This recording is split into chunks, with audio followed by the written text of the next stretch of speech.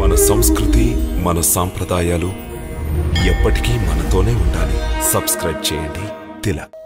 ఇప్పుడు నీ శరీరం నుండి ఏదో దివ్యకాంతి వెలువడుతోంది. అది శతకోటి సూర్యుల ప్రకాశంలా ఉంది.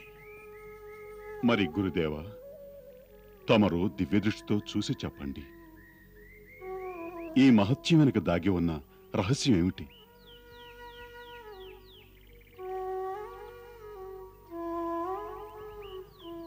నందరాయ్ గారు, మేమిన్ని తరాలుగా తమ వంశపు కులగురువుగా బాధ్యతను నిర్వర్తించాం.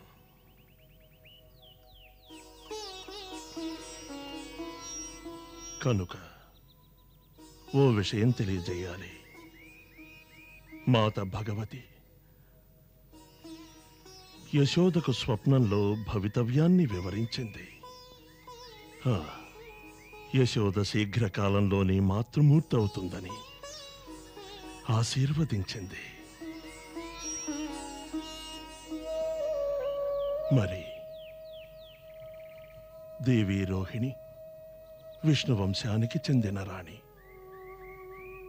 విష్ణువంశానికి కులగురువు అనే బాధ్యతను బ్రహ్మదేవులు పూజ్యనీయులైన మహర్షి గర్గుల వారికి అప్పగించారు. ఈ విషయంలో పూర్తి వివరాలు వారికి తెలియవచ్చు.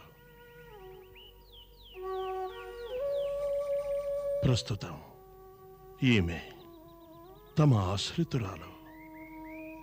మా కర్తవ్యంగా భావించి ధ్యానం ద్వారా ఇప్పుడు ఈ సమస్యకు పరిష్కార మార్గాన్ని మేము ఆలోచిస్తాం.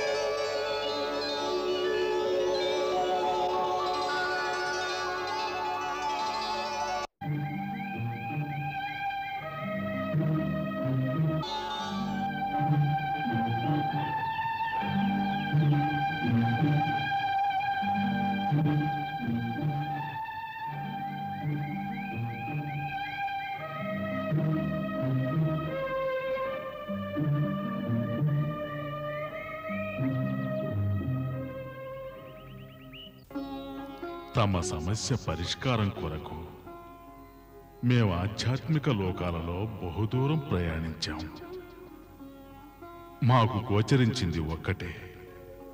ఇప్పుడు జరుగుతున్నదంతా మానవ దృష్టికి అతీతంగా మిక్కిలి ఆశ్చర్యకరంగా ఉంది. ఎందుకు ఈ విధంగా అవుతోంది? ఏమవుతోంది? ఎలా అవుతోంది? దీనివల్ల జరగబోయే పరిణామం ఊహాతీతంగా ఉంది. మహానుభావ, స్వయంగా తమరు బ్రహ్మదేవుని పుత్రులు, అదేనుగాక సాక్షాత్తు శివుని శిష్యులు. భూత భవిష్యత్ కాలాలు తమ వంటి ఋషులకు ముంజేతి కంకణాల్లాంటివి కదా. తమరే ఆ విధంగా వచిస్తే ఆశ్చర్యంగా ఉంది.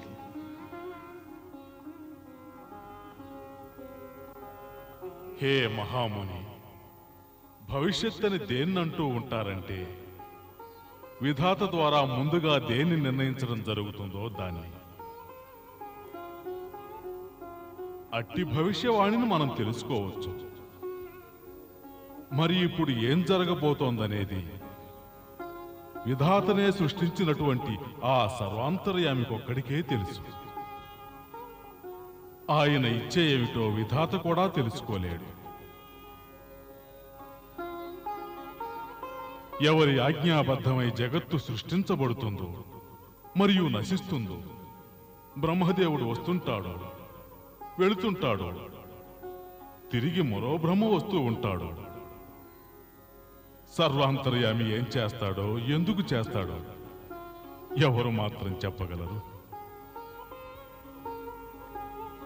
నేను దేవలోకం మరియు ఎన్నెన్నో దివ్యలోకాలు సందర్శించి వచ్చాను. అన్ని చోట్ల దీని మీదే చర్చ జరుగుతుంది.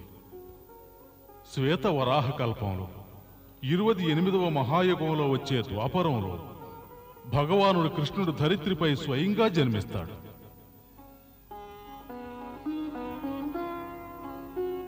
ఇది మాత్రం జరిగి తీరుతుంది. అవతరించే సమయం అతి దగ్గరలోనే ఉంది. విష్ణువంశపు కులగురువునైన కారణంగా నేను మరొకటి కూడా చెప్పగలను. దేవకి యొక్క సప్తమ గర్భాన్ని ఆమె నుంచి తొలగించి తిరిగి దాన్ని రోహిణీదేవి గర్భంలోకి మార్చటం జరిగింది. ఆ శిశువు ఎవరో కాదు, భగవానుడు ఆదిశేషుడు. మనం ఈ దేవరహస్యాన్ని ఇప్పుడు ఎంతో నిగూఢంగా ఉంచాలి. మరి దేవకి గర్భం నుంచి ఎందుకు మార్పు చేయవలసి వచ్చింది? ఎందుకంటే రోహిణీదేవి గత జన్మలో కశ్యప మహర్షి యొక్క రెండవ భార్య కద్రువ. ఆమె సర్పజాతికంతటికీ జన్మనిచ్చి నాగమాత అయ్యింది. ఆ జన్మలోని కశ్యప మహర్షి ఈనాటి వసుదేవుడు. నాటి అదితి ఈనాడు వసుదేవుని భార్య దేవకి. ఆ సమయంలో అదితి గర్భం నుంచి భగవానుడు వామనుడు జన్మించాడు. కద్రువ గర్భం నుంచి నాగజాతి సృష్టించబడింది. అందువల్లనే ఆదిశేషుడు మాత రోహిణీదేవికి మాతృస్థానాన్నిచ్చి గౌరవించేందుకు ఆమె గర్భాన జనిస్తున్నాడు.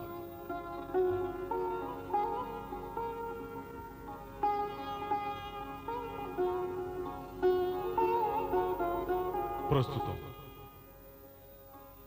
నాకెంతవరకే గోచరిస్తున్నది. నేను ఈ క్షణం ప్రకాశవంతమైన వెలుగును చూస్తున్నాను. అది శతకోటి సూర్యుల వెలుగుతో సమానంగా ఉంది. దాన్ని చూడటానికి దివ్య నేత్రాలకు కూడా సాధ్యం కాదు.